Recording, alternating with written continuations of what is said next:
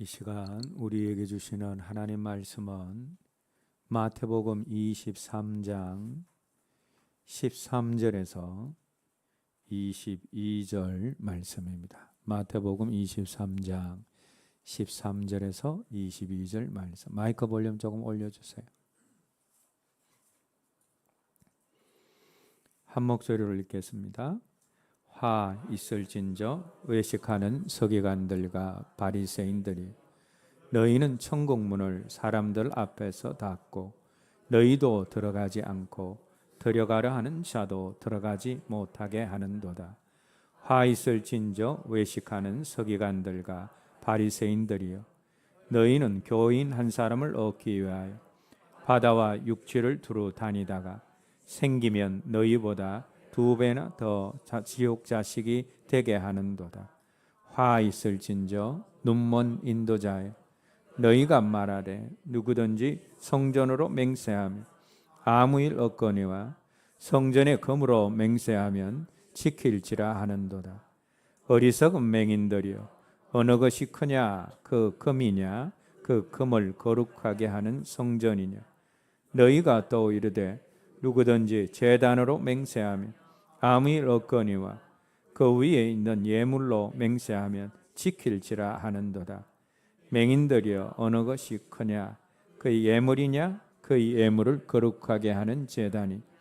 그러므로 제단으로 맹세하는 자는 제단과 그 위에 있는 모든 것으로 맹세하며 또 성전으로 맹세하는 자는 성전과 그 안에 계신 이로 맹세하며 또 하늘로 맹세하는 자는 하나님의 보좌와 그 위에 앉으신 이로 맹세함이니라. 우리가 인생을 살아가면서 복을 받는 것도 중요하지만 화를 피하는 것도 중요합니다. 이 화를 피하는 것만 잘해도 복의 반 이상, 아니 그것을 넘어서 70%, 80% 이상 그 복에 접근했다라고 해도 과언이 아니기 때문입니다. 그래서 사람들은 복을 받기 위해서도 노력하지만 화를 피하기 위한 노력도 많이 합니다.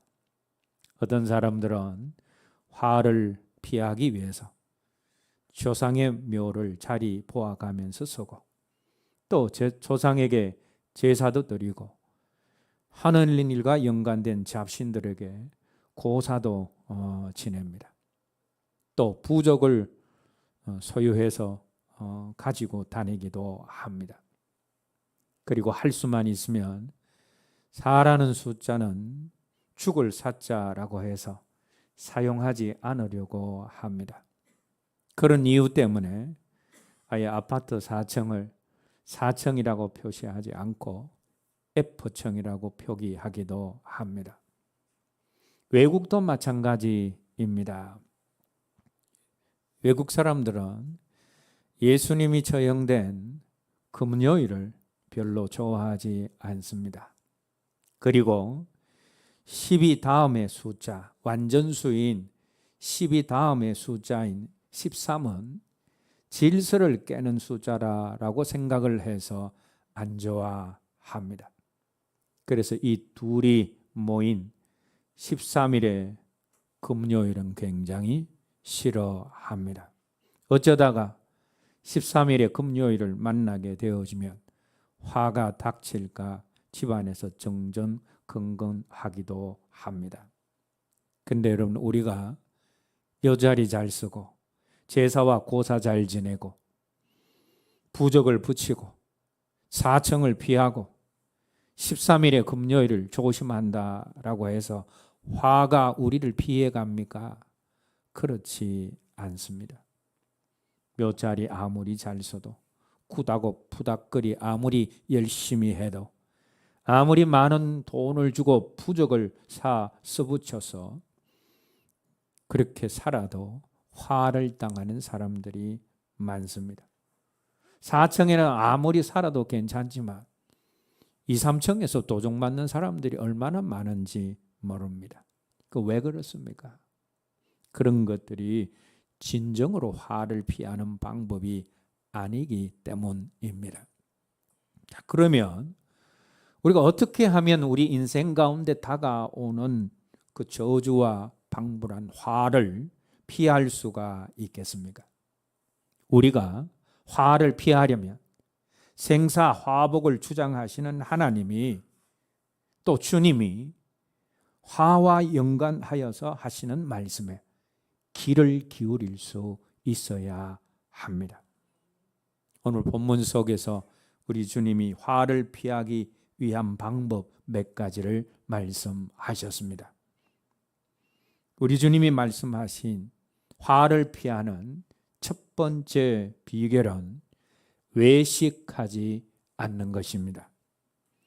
오늘 본문에서 주님이 바리새인들과 서기관들을 호칭할 때마다 외식하는 바리새인이요, 외식하는 서기관이요 하시면서 외식이라는 단어를 계속 사용하셨는데, 바리새인들과 서기관들이 주님으로부터 화 있을진저라는 저주의 선언을 받게 된 중요한 까닭은 그들이 외식하는 삶을 살았기 때문입니다.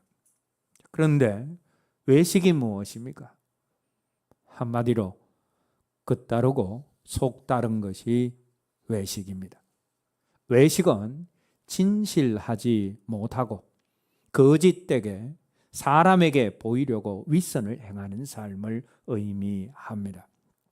오늘 본문 속에 서기관과 바리새인들의 모습 속에 윗선적인 모습이 많이 있습니다. 오늘 말씀을 보시면 성전으로 맹세하면 안 지켜도 되고, 성전의 금으로 맹세하면 반드시 지켜야 하고, 제단으로 맹세하면 안 지켜도 되고, 제단의 제물로 맹세하면 지켜야 한다라는 것도, 여러분 율법의 근본 가르침은 어떻습니까? 맹세하면, 서원을 하면 반드시 지켜야 하는데 그걸 지키기 싫으니 그것을 교묘히 피해가기 위해서 자신들이 스스로 고안한 규칙이 성전의 금으로 맹세하면, 성전으로 맹세하면 안 지키도 되고, 또 성전의 금으로 맹세하면 지켜야 되고, 제단으로 맹세하면 안 지켜도 되고, 제단의 예물로 맹세하면 지켜야 한다라고 자기들이 스스로 규칙을 만들었습니다. 밖으로는 철저하게 율법을 지켜야 한다라고 하면서 안으로는 율법 지키는 것을 피해가는 법을 만드는 모습은 위선이라고 규정할 수밖에 없습니다.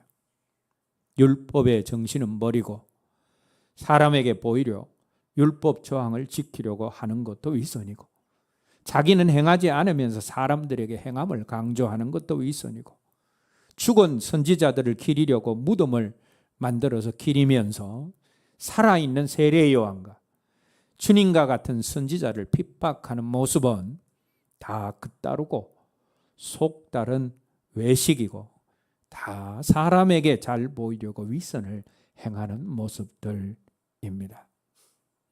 여러분, 우리가 좀 부족해도 진실하고 하나님 앞에서 그보다 속을 더 깨끗하게 하려고 힘쓰면 복을 받지만, 그러나 사람에게 보이기 위해서 진실하지 못하고 외식하면서 살면 반드시 화를 입게 되어집니다. 물론 진실하다라는 것은 그보다 속을 깨끗이 하는 것을 의미합니다. 그러나 속이 깨끗하지 못하면 진실하지 않는가? 꼭 그렇지는 않습니다. 속이 더럽고 추해도 진실할 수 있습니다. 자신의 더러운 속을 사람의 눈을 속이기 위해서 그럴듯하게 포장하지 않고 자신의 부끄럽고 추한 모습을 하나님 앞에 그대로 인정하고 드러내기만 해도 우린 진실한 사람이 될 수 있습니다. 주님이 말씀하신 비유 가운데 나오는 바리새인과 함께 성전에 올라가서 자신의 부족함과 추함 때문에 감히 하나님께 얼굴을 들지 못하고 하나님께 울면서 자신의 죄를 자복한 세리는 속이 깨끗하지는 않지만 그러나 진실한 사람입니다. 부족하고 추한 모습이 있음에도 불구하고 그래도 하나님 앞에 그 세리는 진실한 사람입니다. 그래서 속이 더러워도 진실할 수는 있다라는 겁니다. 물론 우리가 그것보다 속을 더 깨끗하게 하고 살 수 있어야 합니다. 그러나 때로는 마음에는 원하지만 부족하고 연약해서 넘어지고 실족하여서 우리의 속 삶이 깨끗하지 못할 때 그때 우리는 우리의 허물과 죄와 죄인됨을 감추려고 외식하지 말고 진실되게 그것을 하나님과 사람 앞에 시인하고 인정할 수 있는 사람이 되어야 합니다. 그럴 때 우리가 하나님의 진노와 화를 피하고 하나님이 베풀어 주시는 은혜와 복을 선택하는 사람이 될 수 있는 것입니다. 화는 외식하지 않고 진실할 때 피할 수 있습니다. 두 번째로 우리가 화를 피하려면 천국 문을 막지 말아야 합니다. 오늘 본문 13절 말씀 읽겠습니다.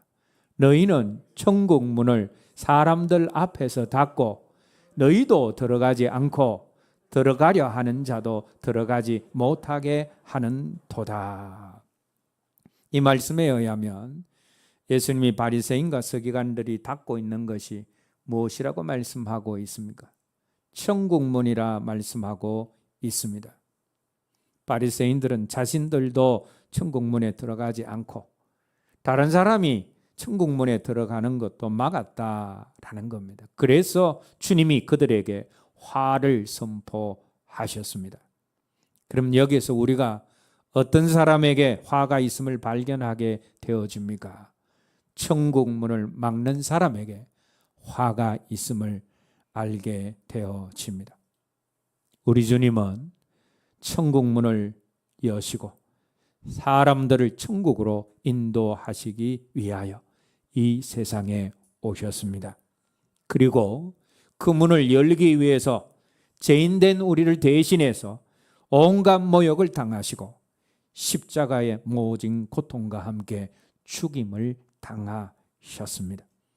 우리 주님이 왜 고통의 십자가를 지시고 죽임을 당하셨습니까? 우리를 천국으로 인도하기 위해서입니다.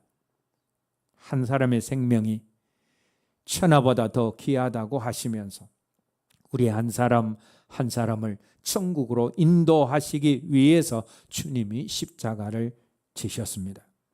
그런데 천하보다 귀한 생명을 천국으로 인도하는 그 문, 주님께서 십자가로 열어놓으신 그 문을 막고 있는 사람은 화를 당하는 것이 당연한 것입니다. 그러면 서기관과 바리새인들이 어떻게 함으로 천국 문을 막았습니까? 서기관과 바리새인들이 천국에 가려는 사람들에게 천국 가는 비결이라고 내놓은 것이 무엇인가 하면 수천 가지나 되는 자신들이 마음대로 율법을 해석한 율법 해석서와 규례였습니다. 그 규례를 지키는 것이 천국 가는 비결이라고 가르쳤습니다. 그런데 그들이 가르친 율법과 규례는 사람이 자기 힘으로 온 생을 다해서 바쳐서 지킨다고 해도 결코 지킬 수 없는 것이었습니다. 그래서 율법 규정과 규례를 만든 그들 자신도 그것을 지키지 않았습니다. 그런데도 이들이 율법과 규례를 지켜야만 천국에 갈 수 있다라고 가르치면서 자신들도 천국에 들어가지 못하고 다른 사람도 들어가지 못하게 했던 것이다 라는 겁니다. 여러분, 우리가 어떻게 구원을 받고 천국에 들어갈 수 있습니까? 예수 그리스도를 믿음으로 천국에 들어가게 되어집니다. 천국의 열쇠는 예수 그리스도입니다. 그런데 바리새인들은 천국의 열쇠인 예수님은 밀어내고 배척하고 못 박아버리고 아무리 지켜도 천국에 이를 수 없는 율법과 규례를 강조하므로 천국의 안내자가 아니라 오히려 천국의 방해꾼이 되었습니다. 교회는 사람들을 천국으로 인도하는 곳이 되어야 합니다. 그렇기 때문에 교회는 예수님을 보여주고 예수님을 소개하는 곳이어야 합니다. 그런데 만약 교회가 예수님을 보여주지 않고 교인 간의 싸움이나 보여주고 인본주의적인 모습이나 인간의 냄새나는 추한 모습을 보여주고 있다면 그 교회는 천국 문을 가로막고 있는 기관이 되고 말 것입니다. 우리도 마찬가지입니다. 우리도 우리가 모르는 사이에 가정에서 교회 안에서 우리의 모습, 우리의 말과 행동으로 인하여서 예수 그리스도와 복음을 가리고 천국을 막고 있을 수가 있습니다. 그래서 내 말과 내 행동이 믿음이 연약한 사람들을 실족하게 만들고 넘어지게 만들고 있지는 않는지 늘 살피고 돌아볼 수 있어야 합니다. 그렇게 할 때 우리가 화를 피할 수 있게 되는 것입니다. 세 번째로 화를 피하려면 책망을 들었을 때 회개하고 돌이킬 수 있어야 합니다. 오늘 본문과 같은 내용을 기록하고 있는 누가복음의 말씀에 의하면 주님의 이 화의 선언을 들은 바리새인과 서기관들의 반응이 나오고 있는데 누가복음 11장 53절 54절 말씀 읽겠습니다. 거기서 나오실 때 서기관과 바리새인들이 거세게 달려들어 여러 가지 일을 따져 묻고 그 입에서 나오는 말을 책잡고자 하여 노리고 있더라. 자, 이 말씀에는 주님으로부터 화가 있을 것이다 라는 준엄한 선포를 들은 바리새인과 서기관들의 반응이 기록되어져 있습니다. 그들에게 화가 있을 것이다 라는 주님의 책망과 선포에 그들이 어떻게 반응하고 있습니까? 주님께 거세게 달려들었고 따져 묻고 책잡고자 노리고 있었다라는 겁니다.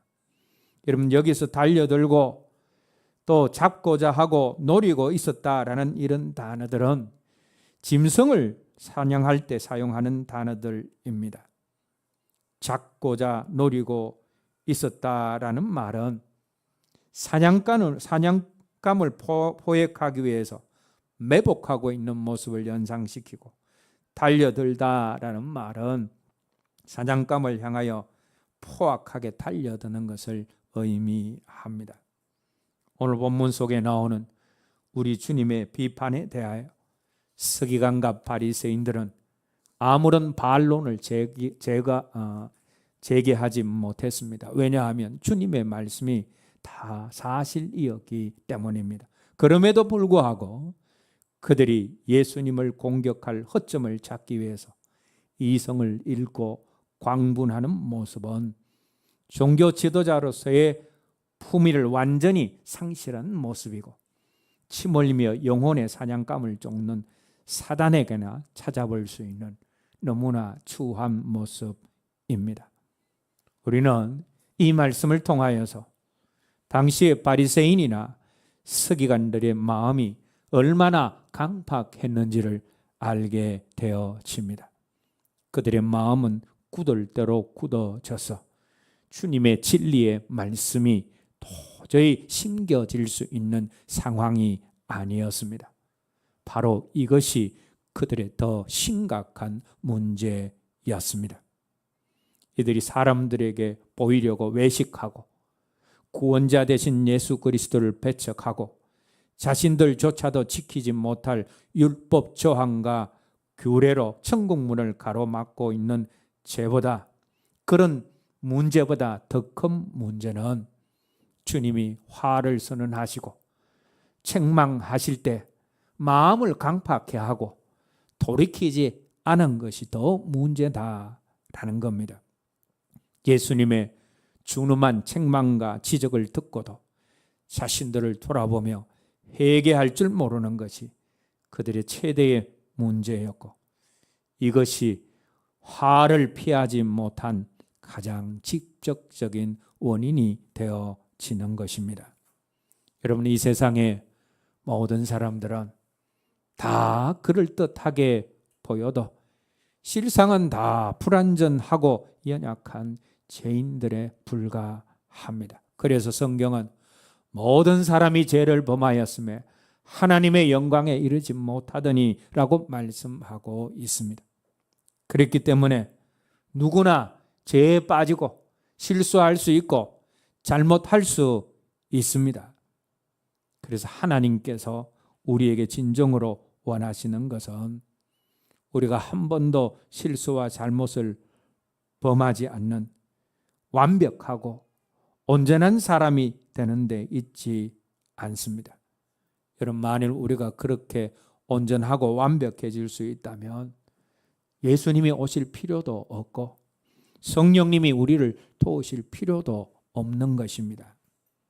그러므로 하나님께서 우리에게 원하시는 것은 우리가 전혀 죄를 범하지 않는 것이 아니라 비록 실수와 잘못을 하고 죄를 범할지라도 말씀을 통해서 책망을 듣고 성령의 감동을 통해서 권고와 책망을 들을 때 즉시 뉘우치고 돌아오는 것입니다. 하나님은 우리가 잘못을 범하면 방치해 두시지 않고 반드시 하나님의 말씀과 성령님의 감동과 여러 가지 환경을 통하여서 깨닫게 하십니다. 그럴 때 우리는 깨닫게 하시는 하나님의 은혜에 감사하며 즉시 회개하고 돌이킬 수 있어야 합니다. 유다 왕 히스기야의 뒤를 이어서 왕이 된 사람이 므낫세입니다. 므낫세는 유다의 왕들 중에서 가장 오랫동안 유다를 통치한 왕입니다. 무려 55년이나 유다를 다스렸습니다.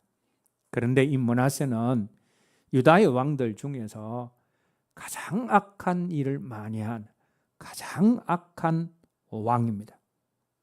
므낫세는 그의 부친 히스기야가 헐어버린 산당을 다시 세웠습니다. 이스라엘의 악한 왕 아합을 본받아서 바알과 아세라 목상을 위하여 딴을 쌓았습니다. 하늘과 태양과 달과 별들을 숭배했습니다. 여호와의 전에 우상의 단들을 쌓았고 몰렉신을 섬기는 사람들을 따라 아들을 불가운데로 지나게 했습니다. 점치며 사수를 행하여 신접한 자와 박수를 신임했습니다. 그리고 아세라 목상을 하나님의 전에 세우는 극악무도한 일을 저질렀습니다. 이 므낫세의 죄는 하나님을 향한 불경건의 죄입니다.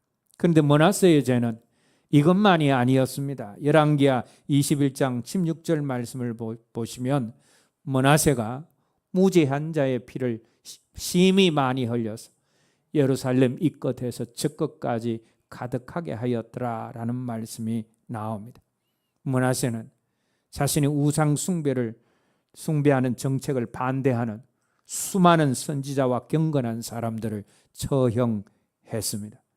얼마나 많이 죽였으면 예루살렘 이끝에서 저끝까지 피가 가득했다라고 말씀하고 있겠습니까? 이런 죄들은 므낫세가 사람들과의 관계에서 지은 불의의 죄입니다. 하나님을 향해서 불경건의 죄만 지은 것이 아니라 사람을 향한 불의의 죄도 지었습니다. 뿐만 아니라 므낫세는 자신만 죄를 지은 것이 아니라 백성들이 죄를 짓게 자는 가는 자리로 가게 만들었습니다. 그럼 내가 죄 짓는 것보다 더 심각한 것은 다른 사람을 죄 짓게 만드는 것입니다. 그런데 므낫세가 그런 사람이었다라는 겁니다. 므낫세는 유다에서 가장 악한 일을 많이 한 가장 악한 왕이었습니다. 그런데 이 므낫세의 뒤를 이은 왕이 바로 그의 아들 아몬입니다. 아몬은 아버지 므낫세에 비해서 훨씬 더 덜 악한 왕입니다. 아몬은 하나님을 향한 불경건의 죄악은 범했지만 사람을 향한 불의는 없었습니다. 우상은 숭배했지만 아버지 므낫세처럼 무고한 사람들을 죽이지는 않았습니다. 므낫세는 55년 동안 악을 행했지만 그러나 아몬은 고작 2년 동안 악을 행했습니다. 유다를 2년 동안 다스렸기 때문입니다. 므낫세는 백성들까지 죄를 짓게 만들었지만 아몬은 자신이 죄를 짓고 백성들을 범죄케 하는 자리로는 가지 않았습니다. 그런데 극악무도했던 므낫세가 용서받았다라는 내용이 성경에 나오지만 아몬이 용서받았다라는 내용은 성경에 나오지 않습니다. 왜 그런 줄 아십니까? 므낫세는 회개했지만 아몬은 회개의 기회가 주어졌음에도 불구하고 회개하지 않았기 때문입니다.